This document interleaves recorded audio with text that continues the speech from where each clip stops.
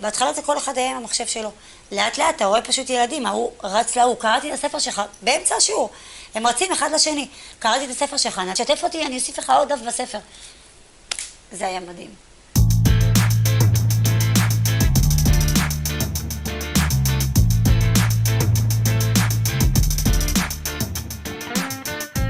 המחשבה הראשונית שלי הייתה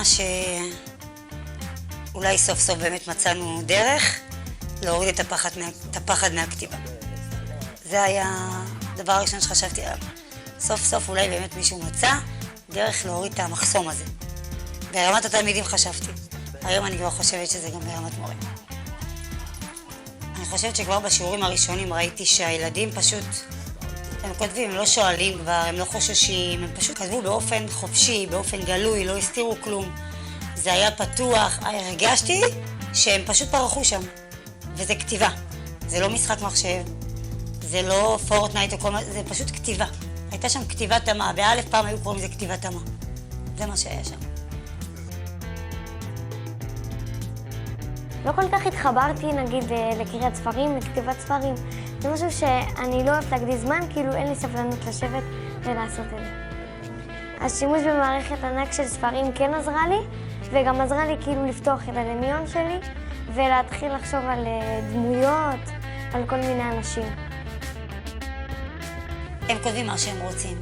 אם זה על איזה מישהו שנעלם בקזבלנקה, על איזה תעלומה מסתורית שמישהו כתב, על איזה חרם שהיה לא בכיתה שלנו, חס ושלום, איזה כיתה אחרת. הם כותבים כל מה שהם רוצים, על מה שהם רוצים.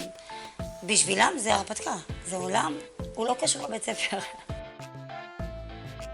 ענק של ספרים היה יותר טוב לי לשימוש, כי היינו יכולים בעצם להביע את הרגשות שלנו בספר, וגם היינו יכולים לתרגל את הכתיב, את הסימני פיסוק, ושוב פעם אין נכון ולא נכון, כי זה ספר וזה גם אפשר לעשות דברים שאתה מדמיין והכל. שיתפתי את ההורים שלי בזה, הם שמחו, כי בבית אני לא קוראת ספרים. אני כאילו בטלפון, ובעצם חיברו כאילו משהו טכנולוגי למשהו שלא עושים ביום-יום. וזה מסתדר וזה טוב. יש את האפשרות בעצם שהילד יכול גם לעבוד על זה בבית.